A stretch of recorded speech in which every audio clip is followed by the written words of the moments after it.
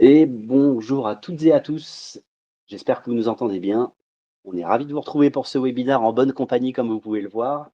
On a attendu quelques minutes pour faire venir un peu tout le monde, mais on va démarrer directement et rentrer vite dans le vif du sujet. Alors, j'espère que vous voyez bien. N'hésitez pas à vous manifester. D'abord, il y a comment dire, un chat. Posez toutes vos questions, remontez vos remarques. Nous, on ne voit pas forcément tout, mais on veut surtout s'assurer qu'à l'écran, vous voyez parfaitement ce qui se passe, que en audio, ce soit aussi sans couture pour vous. Donc, n'hésitez pas à solliciter ce chat. On a la chance d'avoir une formidable régie pour nous aider dans cet événement-là et on nous relayera absolument toutes les questions.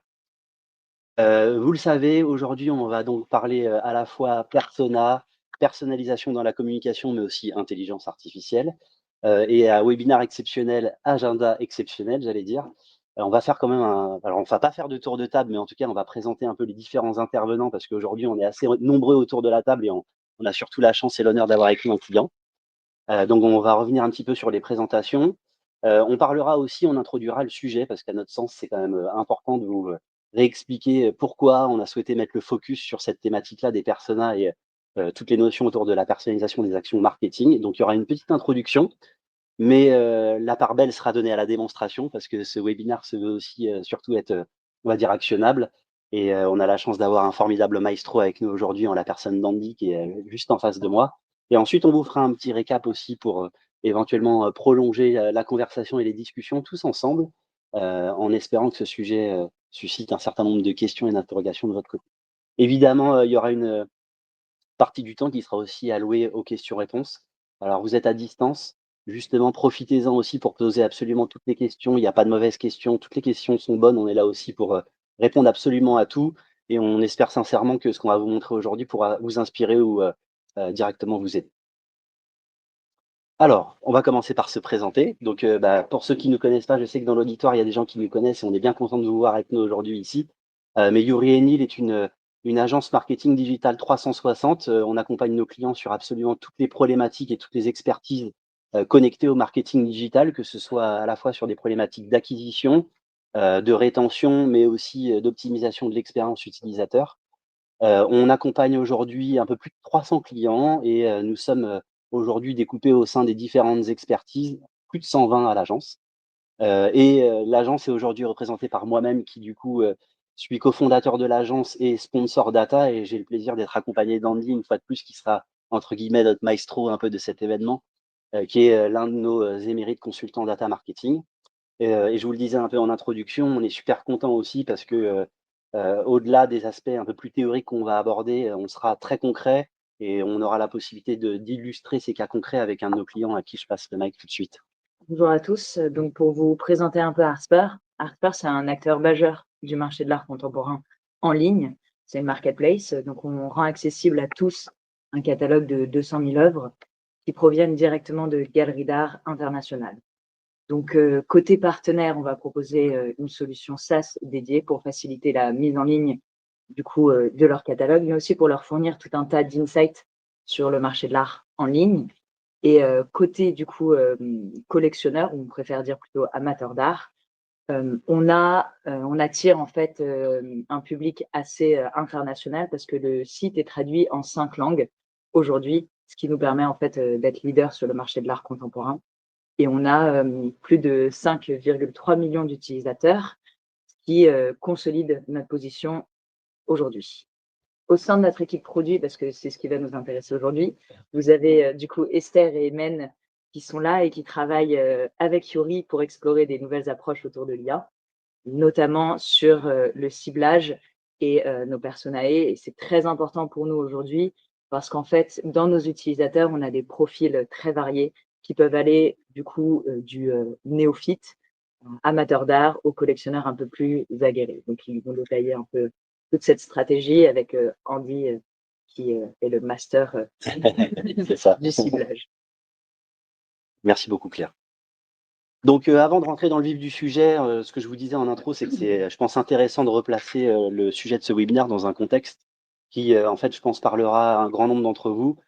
Claire l'introduisait parfaitement. Aujourd'hui, proposer une expérience sans couture, proposer une expérience personnalisée, évidemment pour maximiser les performances, ça passe par une excellente connaissance de son client. Et quand on connaît son client et qu'on est capable de lui proposer une expérience la plus personnalisée possible, on sait, statistiquement que les dépenses vont augmenter, les chances de le faire passer de prospect à client vont augmenter également et les chances de le fidéliser aussi.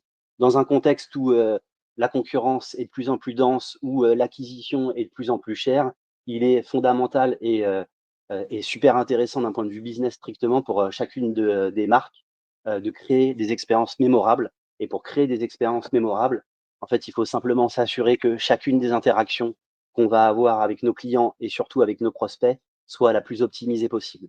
C'est ce que décrit un petit peu ce schéma d'ailleurs, et d'ailleurs en réalité, la connexion avec un prospect, la connexion avec un client et l'expérience, elle ne démarre pas que lorsque le client est arrivé sur le site.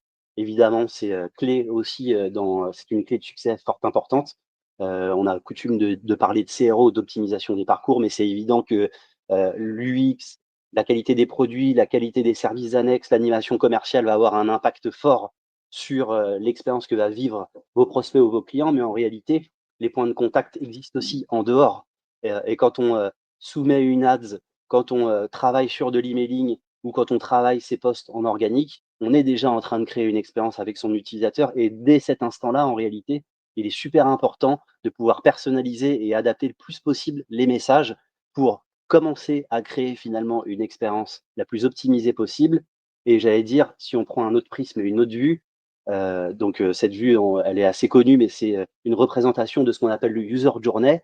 L'idée, c'est vraiment d'aller capter à chaque point de contact le client avec le message le plus optimisé, le plus personnalisé possible et en fait le faire avancer, un peu comme sur un circuit automobile où on veut le faire avancer, d'abord le faire passer de prospect à client et ensuite le fidéliser et en faire finalement un prescripteur. Et à chacun de ces points de contact-là, il y a des actions de communication, une discussion entre guillemets qui, continue de se faire entre la marque et le client et à chaque point de contact, une fois de plus, cette expérience doit être la plus personnalisée et la plus adaptée possible. Pour ce faire, ça fera écho ensuite à ce qu'on, va se dire sur la partie persona, mais, l'objectif est simple, on a la chance d'être dans le digital. Dans le digital, il y a énormément de data, de sources de data qui sont disponibles. Vous avez sans doute, un outil de web analytics qui est parfaitement paramétré, vous avez sans doute du CRM, vous avez peut-être aussi la chance d'avoir des enquêtes clients, donc des données un peu plus, on va dire, qualitatives. L'idée, c'est, d'engranger un maximum de data et si possible de réussir à faire communiquer toutes ces sources finalement pour améliorer sa connaissance de son client. Quand on connaît son client, on est capable de le segmenter et ça fait tout à fait écho à ce désir en fait de connaître qui sont ses utilisateurs et segmentation et persona, il n'y a qu'un pas, j'ai envie de dire. Et à partir du moment où on segmente, forcément, on est capable d'adapter, beaucoup plus précisément jusqu'à tendre, on l'espère, vers de la personnalisation, vers la communication. C'est ce que vous voyez ici. On est vraiment dans une logique d'acquisition de clients en vue d'une segmentation pour ensuite être le plus smart possible sur notre manière d'activer ou en tout cas d'engager des échanges et des discussions avec nos prospects et avec nos clients. Donc, une fois de plus, ça revêt, différents formats, une UX, un parcours personnalisé sur le site, mais surtout en amont de ce site et dans notre manière de communiquer, d'avoir, de l'Ads, personnalisé, des interactions sur les réseaux sociaux qui sont les plus personnalisées possibles et cetera. Et donc l'intérêt de ce sujet est bien là. L'idée, c'est de, segmenter et d'augmenter la connaissance de ses clients pour adapter ses communications et on s'est penché sur le sujet. Alors c'est pas forcément le cas d'Artspur qui avait quand même un temps d'avance là-dessus, mais en discutant avec tous nos clients, on se rend compte qu'il y a pas mal de gens qui connaissent pas leur persona finalement. Alors qu'en réalité, c'est comme dans toutes les interactions qu'il peut y avoir humainement dans la vie, mieux on connaît son interlocuteur, mieux on est capable de cibler son discours, d'où l'intérêt en réalité de travailler sur ces personas. Et comme tu le disais bien, Romain, nous, chez Artspur, ça fait donc déjà plus de 10 ans qu'on est sur un marché où on cherche à développer la meilleure expérience client et concilier 2 types d'utilisateurs, à savoir ceux qui ont l'habitude du e-commerce et du digital et nos collectionneurs amateurs d'art qui, eux, ont plus l'habitude d'un marché de l'art un peu plus classique. Donc ça fait longtemps qu'on travaille avec la notion de persona. Notamment justement pour réussir à définir les besoins de chacun de ces utilisateurs, qui ont des besoins et des attentes très différentes en fait en fonction des cibles qu'on a. On a besoin de les comprendre, pour pouvoir savoir à qui on s'adresse, tout simplement. Déjà, c'est la première chose. Ensuite, comme tu le disais aussi, la notion de personnalisation de l'expérience, c'est-à-dire qu'en fonction des personas qu'on aura définis, les besoins, les attentes sont très différentes et il faut focus vraiment sur ces sujets-là. On ne partira pas sur les mêmes expériences clients en fonction d'une personne plus âgée, plus frileuse du e-commerce et une expérience, un utilisateur plus jeune habitué à naviguer sur mobile, par exemple. Donc c'est là où vraiment c'est un des points forts chez Artspur et ce qu'on utilise depuis très longtemps, la notion de persona. Améliorer le produit, bien sûr, parce que du coup, ça donne en agilité. Quand on connaît, quand on sait à qui on s'adresse, on arrive à optimiser et à performer sur l'application. Et bien sûr, après, il y a toute la partie web marketing, CRM, suivi client, qui permet d'être au mieux de ce côté-là. On a défini chez Artspur des personas de 3 manières jusque-là. Enfin, on avait 3 outils pour le faire. On est parti sur vraiment la base de données clients, tout simplement, à savoir comment ils achètent, les habitudes d'achat, les habitudes de navigation. Donc pour ça, on a utilisé, on était en lien direct avec le customer service, bien sûr, au produit, qui nous a permis de voir et de segmenter déjà cette partie-là. On a bien sûr aussi réalisé beaucoup d'entretiens utilisateurs. On a besoin d'être en lien direct avec les users et ça nous permet d'affiner les profils, de vraiment comprendre à qui on s'adresse. Et derrière encore, une troisième manière de collecter la donnée va être d'utiliser des outils CRO plus classiques, type Mouseflow ou autre, qui nous permet de voir comment l'utilisateur navigue, interagit avec l'application directement. On en a déduit, alors là, ce sont des exemples, hein, bien sûr, on ne va pas vous donner tous nos petits secrets, mais en gros, ce sont des exemples de comment on génère un persona, comment on coupe, on segmente nos utilisateurs en fonction de caractéristiques un peu prédéfinies. Ça peut être de l'âge, ça peut être de ce qu'ils aiment dans la vie, ça peut être de leur métier, plein de choses comme ça. Et après, on va en définir, grâce à ça, des objectifs qui vont nous permettre de pousser un peu la personnalisation et l'expérience client. Mais après, là où on a travaillé avec Andy et ce qui était hyper intéressant, c'est comment les mettre à jour plus régulièrement, être plus agile sur cette méthode parce que la méthode est assez longue et c'est là qu'il est arrivé avec une solution IA. C'est ça. Alors, avant de commencer, de vous introduire vraiment ce sujet-là, laissez-moi, vous présenter un petit peu mon background. Il faut savoir que j'ai un passé assez particulier. J'aurais pu faire partie d'une fabuleuse équipe, qui est, l'Esprit Criminel, oui. Tout simplement pourquoi? Mais, chez Marmot est passé par là. Donc voilà, je me suis dit: «Pourquoi pas, mettre au service, du marketing mes compétences de profiler?» Et plutôt que d'identifier un profil de criminel, on va identifier des profils de futurs clients, si je peux dire. Et pour cela, j'avais besoin d'aide quand même, un agent intelligent. Pourquoi? Parce que c'est une tâche qui est quand même assez chronophage, comme vous le savez. Et c'est de là que m'est venue l'idée de créer un agent intelligent qui s'appelle Sony. Sony pour la référence avec iRobot. Vous voyez, un très cinématographique chez Yuri. Donc voilà, l'idée en fait, c'est que, on donne à cet agent intelligent-là, un certain dataset complet avec, différentes caractéristiques en fonction, de ce que l'on souhaite avoir à la fin. Donc là, en l'occurrence, côté Harper, on est, pas mal sur, l'aspect démographique, mais également sur, un comportement client, des choix, des catégories favorisées et cetera et cetera et cetera. Donc, en gros, tout ce dataset doit être personnalisé en fonction de ce que l'on souhaite avoir in fine. Une fois que ce dataset est créé et cadré, on le file du coup à notre, agent intelligent et il s'occupe entre guillemets «du reste». C'est-à-dire que, il va nettoyer cette donnée-là, la segmenter, nous créer des personas et ensuite on va pouvoir, agir, sur, différentes actions marketing.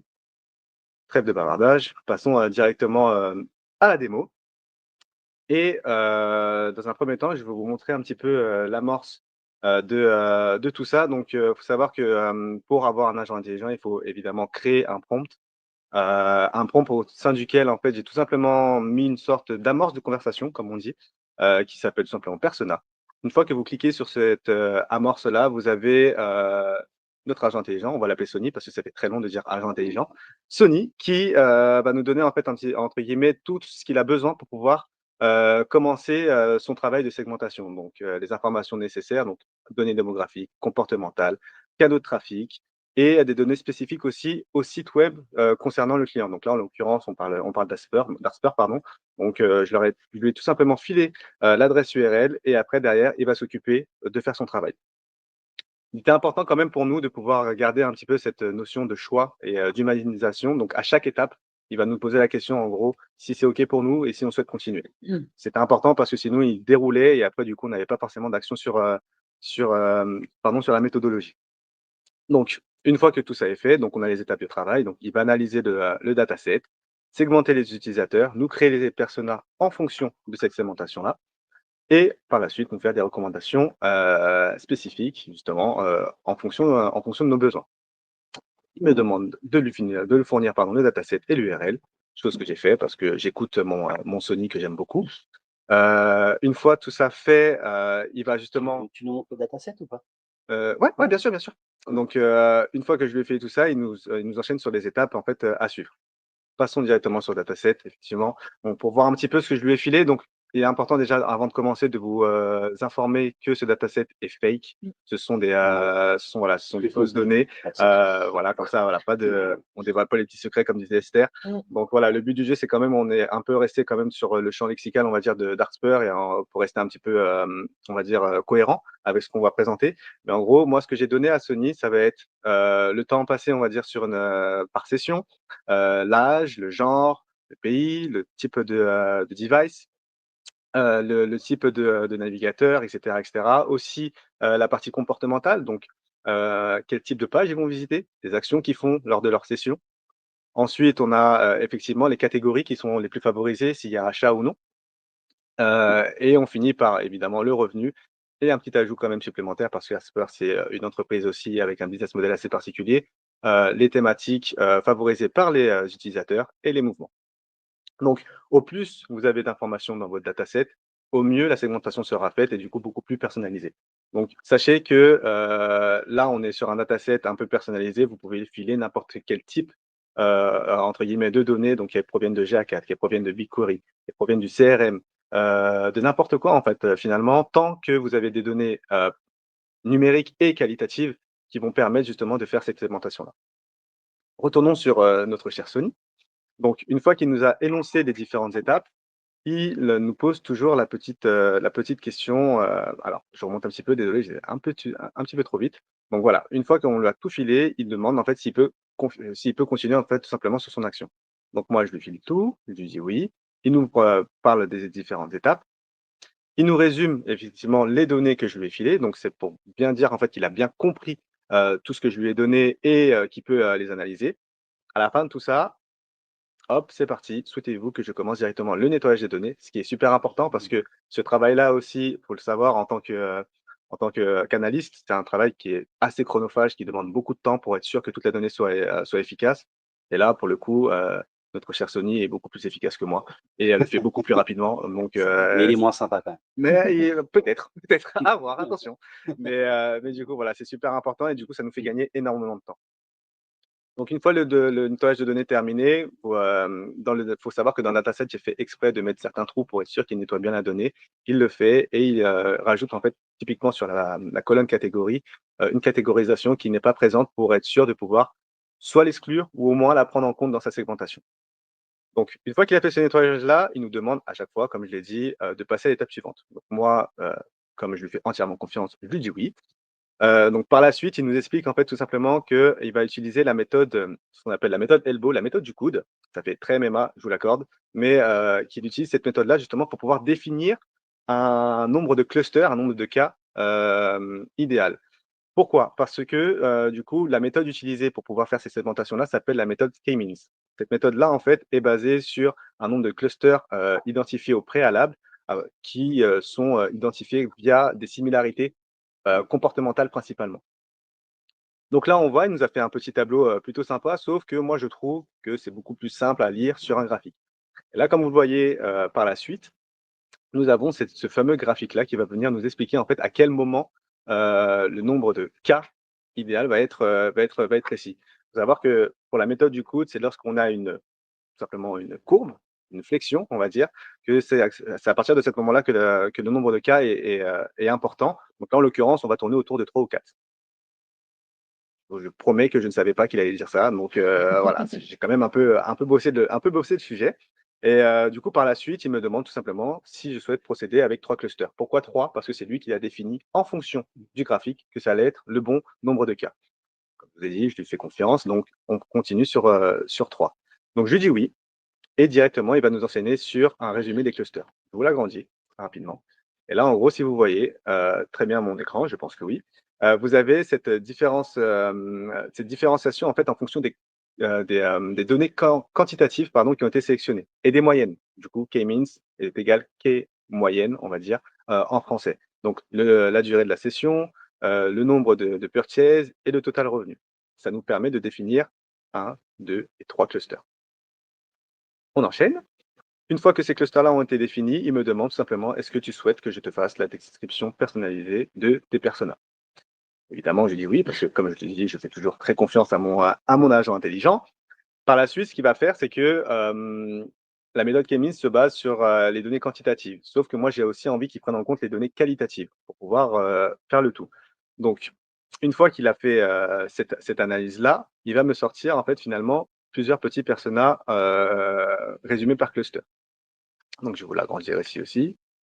Hop, donc là, on voit qu'en fait, qu'il a ajouté tout simplement la partie âge, la partie genre, la partie country, quelle est sa source de revenus, enfin, la source d'acquisition préférée. Et en l'occurrence, moi, je me dis, bon, ça va, c'est bien, c'est cool, tu as pris des données qualitatives, mais j'en veux encore un peu plus. Donc pour cela, je lui ai tout simplement demandé de me créer mes personas et d'ajouter justement ces fameuses données qualitatives. Et évidemment, on va les nommer ces personas parce que si c'est juste un explorateur qui aime la peinture, c'est pas drôle. Donc autant donner des bons petits prénoms à nos personas.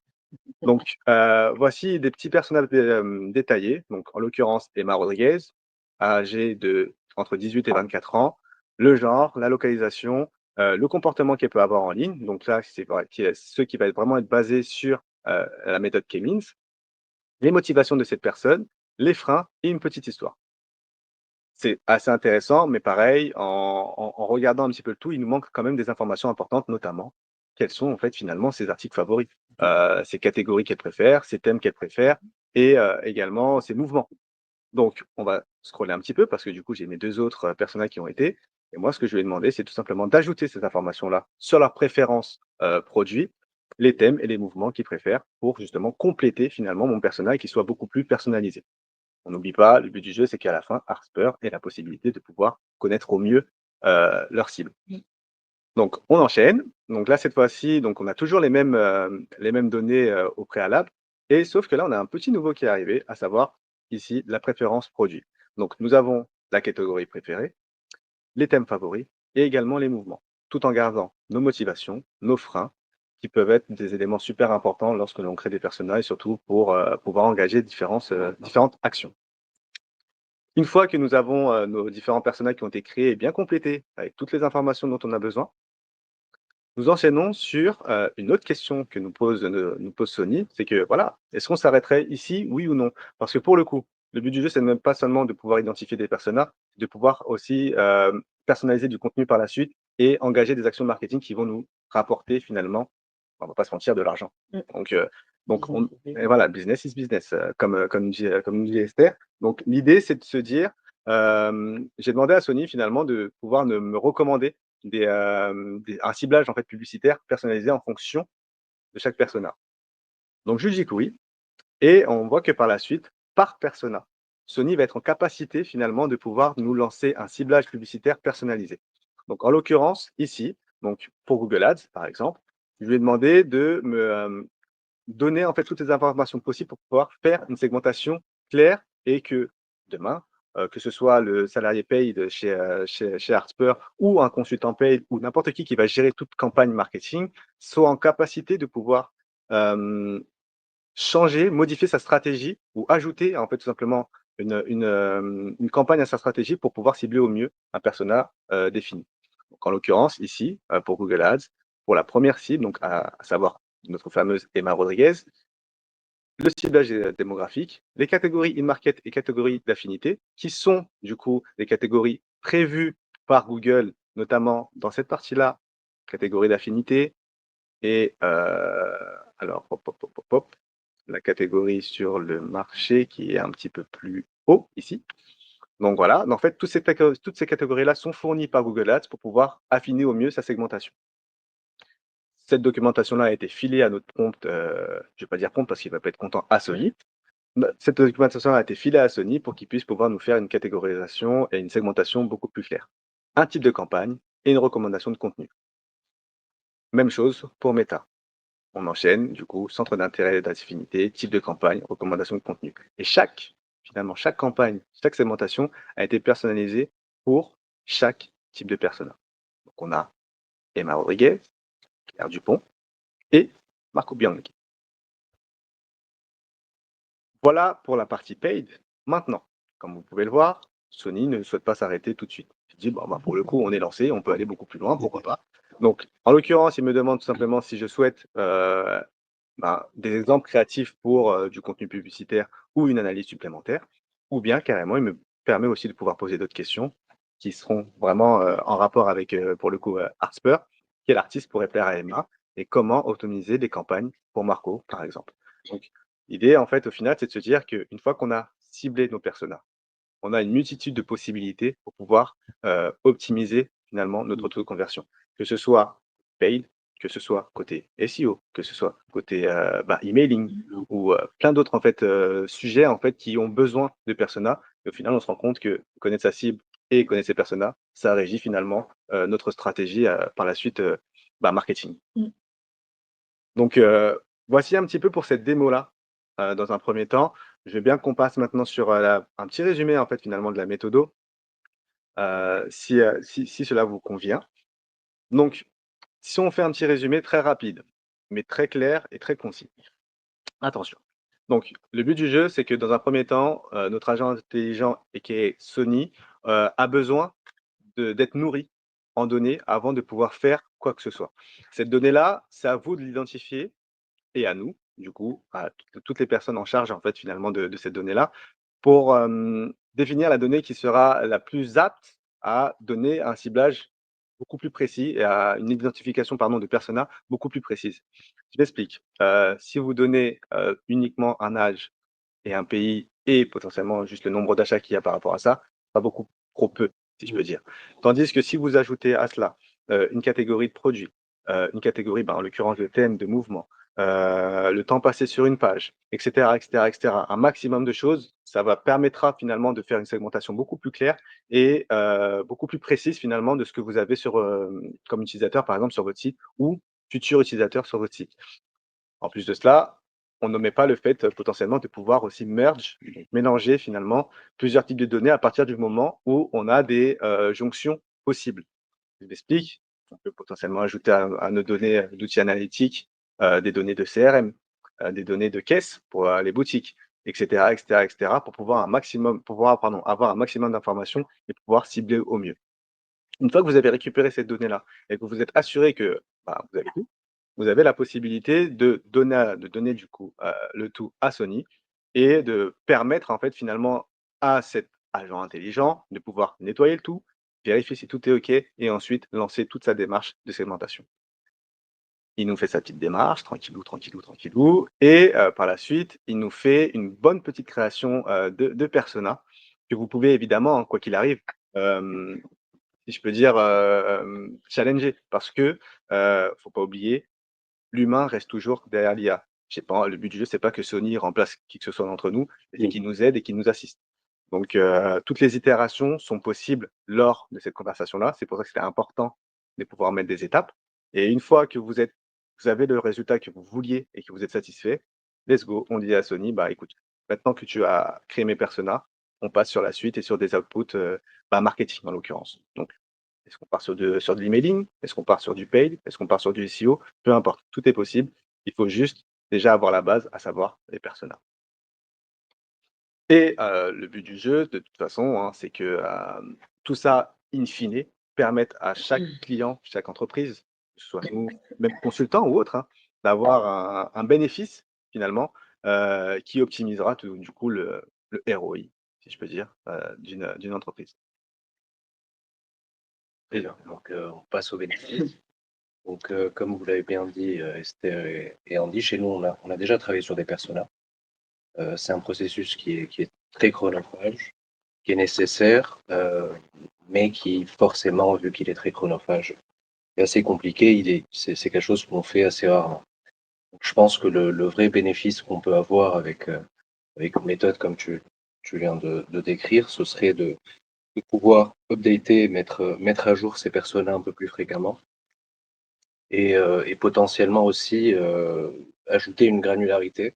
Là aujourd'hui, tu as parlé de K-means et de dire qu'on va avoir des personas un peu principaux. Je pense que un modèle comme tu l'as décrit pourrait nous permettre d'avoir pour chaque persona des genres de sous-personas qu'on pourrait ensuite aussi mieux targeter derrière sur nos campagnes marketing et donc tout ce qu'on a écrit là-dessus. Donc, d'optimiser la conversion par rapport à cette cible précise, de vraiment personnaliser l'expérience.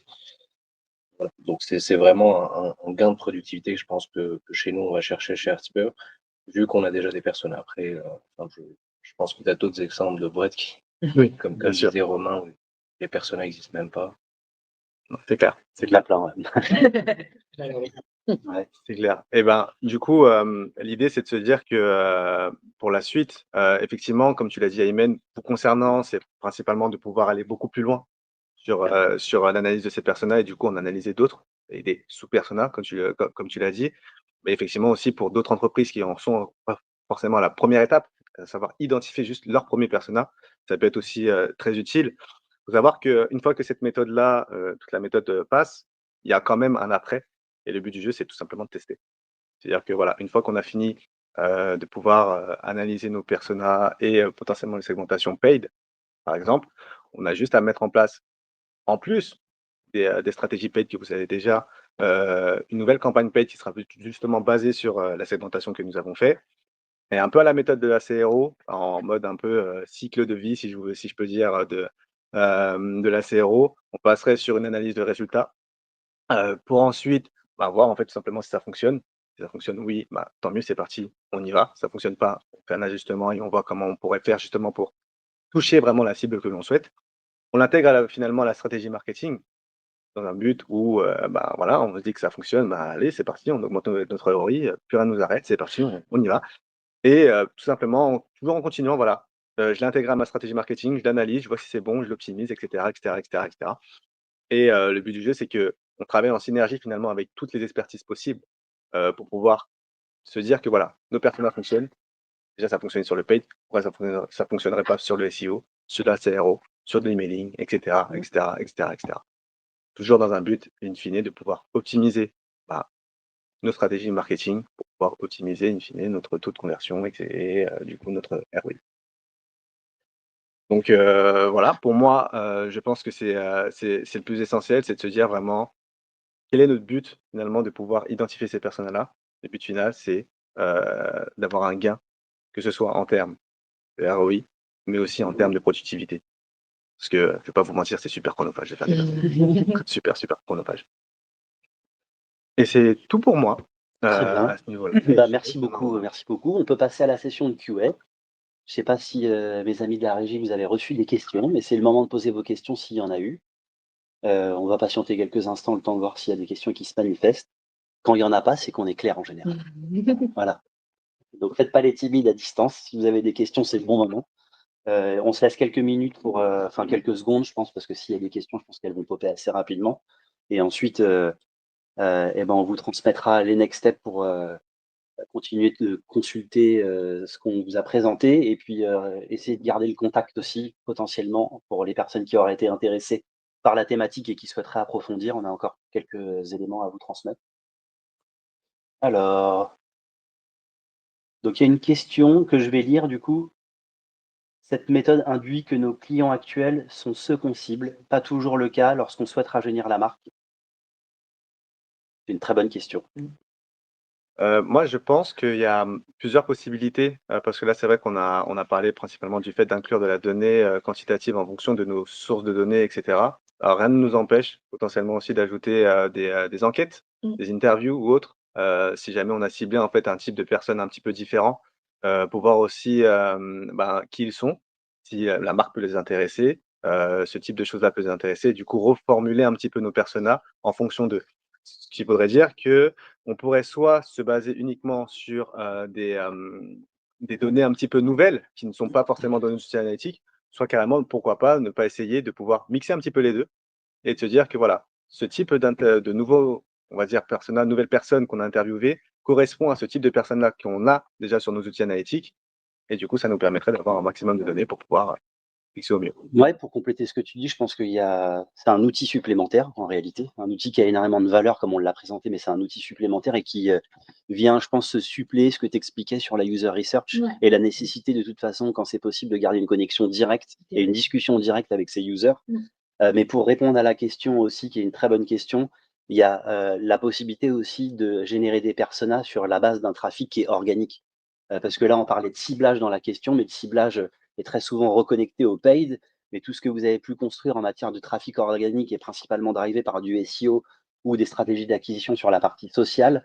Je pense pourrait permettre aussi d'identifier ces cibles-là, parce qu'on cherche quand même à connecter des gens qui ont une affinité avec votre marque et avec votre assortiment de produits. Donc dans tous les cas, il y a moyen de raffiner, et de générer des personas basés uniquement sur un trafic qui est organique et non pas paid pour, sortir de ce biais de ciblage que vous évoquez et ça reste de toute façon un outil supplémentaire qui vient encore une fois suppléer de la user research. Merci pour la question, en tout cas, c'était très, très pertinent. On a une autre question. Est-ce qu'on peut dire que, grâce à cela, on réconcilie les cibles marketing et les cibles publicitaires? Je sais pas si tu veux me prendre la main là-dessus, mon cher, Andy ou Sony, du coup, on sait. Ah, c'est l'un comme l'autre, ça me va. Évidemment, c'est un peu le but du jeu finalement, c'est de se dire que, comme j'expliquais auparavant, tant qu'on a de la donnée, qui provient potentiellement de différentes sources, mais qu'elle peut être réconciliée par rapport à des dimensions qui sont, conjointes et qui sont, du coup similaires, on a cette possibilité-là. Donc, le but du jeu in fine, c'est de pouvoir, comme l'a si bien posé, comme question, pardon, Vincent, c'est de pouvoir un petit peu réconcilier le tout et de se dire que voilà, peu importe ma donnée d'où elle provient, tant qu'il y a de la jonction possible, j'utilise et du coup après derrière je me fais potentiellement soit un dataset énorme avec, toute cette donnée-là, soit directement filer de la donnée un peu différente à Sony pour qu'ils puissent analyser, l'une comme l'autre, le tout. Merci, mon cher Andy. J'espère que ça répond à la question. Je pense que oui, c'était clair. On a une autre question, super intéressant, merci. Quel outil avez-vous utilisé pour créer le dataset, mon cher Andy? Alors, comme je l'ai dit au début, c'est un dataset un peu fake, enfin même beaucoup, beaucoup fake. Honnêtement, j'ai juste utilisé l'IA avec, quelques informations quand même un peu essentielles pour que le dataset puisse être, un peu en rapport avec Arsper, un peu cohérent, enfin même beaucoup cohérent quand même et voilà, c'est juste l'IA qui a pu me fournir ce dataset-là. Il faut savoir que quand même n'importe quelle information du dataset, donc j'entends par là les colonnes, sont récupérables à partir de différents types d'outils analytiques. Donc, voilà, je me suis quand même basé là-dessus pour pouvoir faire un dataset possible à utiliser. C'est juste que les données à l'intérieur sont, un peu fausses. En fait, il faut un export CSV. En Ouais. gros, c'est ça. Donc après, peu importe la source de trafic, si ça peut être un export de GA4, comme tu le disais, ça peut être un export de BigQuery, un export des bases CRM. Exactement. L'enjeu, au-delà de ce qu'on envoie, c'est d'essayer de réconcilier un peu tout ça pour, faire écho à tes propos qui disaient qu'en gros, plus c'est exhaustif, plus c'est fin, plus c'est riche et mieux ça fonctionne. Donc, il y a un enjeu en amont de réussir à, réconcilier différents jeux de données et ensuite c'est un export, un CSV à Sony et ça roule tout seul. On a une autre question. Toujours allier le quanti au quali? C'est pas forcément une question, c'est plus une affirmation, mais qui me semble, vraiment très intéressante à développer. Toujours allier le quanti au quali pour éviter les distorsions entre la cible visée et la cible actuelle. C'est tout à fait vrai et c'est ce qu'on se disait un peu, voilà. C'est pas en remplacement d'user research, c'est pas en remplaçant d'études, et de discussions, directes avec les clients. C'est un outil supplémentaire, voilà, qui vient, comme on te le disait, c'est ça, exactement. Exactement. C'est Et complément. optimiser, mais clairement, comme dit Ninon, on aura toujours besoin et c'est hyper important, d'un point de vue produit, de rester en contact direct avec les utilisateurs Oui, et le robot n'est pas là pour remplacer l'humain. Ça, c'est certain. exactement, tout à fait vrai. J'ai le sentiment qu'on a fait le tour pour l'instant. Non, encore une Merci petite pour les questions. je pense. C'est vrai? Une petite question, oui, de notre cher Gérald. Combien de temps pour Ah. mettre en place un tel projet? Vas-y. Alors pour répondre Oui. à cette question-là, du coup, l'idée, c'était principalement de prendre du temps sur le prompt pour s'assurer en fait que le projet soit bien efficace et qu'il réponde aux questions très rapidement sans qu'on ait trop d'itérations finalement à faire avec l'assistant. Néanmoins, là maintenant, on est sur un projet un peu clé en main finalement. On va pas se mentir, maintenant, il va falloir qu'on le mette en place côté Harper Et qu'on le teste. et qu'on le teste. Et aujourd'hui, le projet est prêt à 99%. Une fois que les tests seront finis, on pourra dire qu'il était prêt à 100%. Et pour moi, c'est quelque chose qui est plugging dès maintenant. Donc, ça peut aller très vite. C'est ça. Ce qui va conditionner l'output, c'est finalement ce qu'on va donner à manger en entrée. Exactement. Après, la sortie et les destinations de ce que tu as fabriqué, c'est à rééchanger. Là, on a évoqué les cas de Google Ads et Facebook Ads, mais il y a bien d'autres applications en création de contenu, en emailing. Donc, il y a fabriquer ensemble le jeu de données qui va bien et lister un peu les outputs cibles pour s'assurer que le prompt génère le contenu adapté à la plateforme cible derrière. Et en effet, toute l'intelligence, si je peux m'exprimer ainsi, mon cher Rudy, est déjà là. Pas d'autres questions, j'ai l'impression? Non. Non? Tout à fait. Ok, super. Du coup, on va pouvoir enchaîner sur la conclusion. Pour ceux qui souhaiteraient prolonger les échanges, l'IA, c'est notre dada et particulièrement celui de Vincent chez nous qui gère toute l'intelligence et toute la génération de use case autour de cette grande thématique-là. Et en fait, il y a différentes manières de prolonger les échanges sur cette thématique. D'abord, chez Urénil, on organise des ateliers d'initiation animés par Vincent justement et supplés de différentes personnes qui gèrent les expertises chez nous. Andy, par exemple, participe à ces ateliers. On a d'autres personnes chez nous qui viennent porter les différentes expériences pour que cet atelier-là soit un mélange de théorie mais surtout de pratique. On réalise des formations aussi parce que l'IA est un outil et comme n'importe quel outil, il faut apprendre à l'utiliser parce que sinon on peut en faire aussi des choses qui sont contre-productives. Et à l'image de ce que Andy vient de présenter, on fabrique aussi des GPT custom qui répondent à des use cases spécifiques. Donc nous, on a, on va dire de plus en plus un dictionnaire de GPT de ce type-là qu'on remet à disposition moyennant customisation, mais on peut les créer de zéro aussi pour ceux qui auraient des cas d'usage très particuliers. Et du coup, pour garder le contact à la fois avec nous, mais aussi avec les équipes d'Artspur, on vous a laissé nos moyens de contact ici. On est disponible évidemment sur LinkedIn, à la fois la page Yuri et la page Artspur. Vous avez nos emails qui s'affichent ici. Je crois ne pas mentir en vous disant qu'il y aura aussi un replay qui sera dispo, qu'on vous invite aussi à partager si jamais vous avez aimé l'approche. Et voilà, on a fait définitivement le tour. Donc déjà merci beaucoup à vous d'être venus. On était super contents de partager ce moment-là avec vous. C'était très cool. Merci mon cher Andy pour ta démo et puis merci aussi à notre formidable régie qui est cachée derrière les écrans et qui est là en train de s'assurer que le son et l'image étaient relativement bien pour vous. Donc merci beaucoup, merci pour les questions et on vous souhaite un très bon vendredi et une très bonne fin de semaine. À bientôt sur la Lune. Au revoir. Au revoir.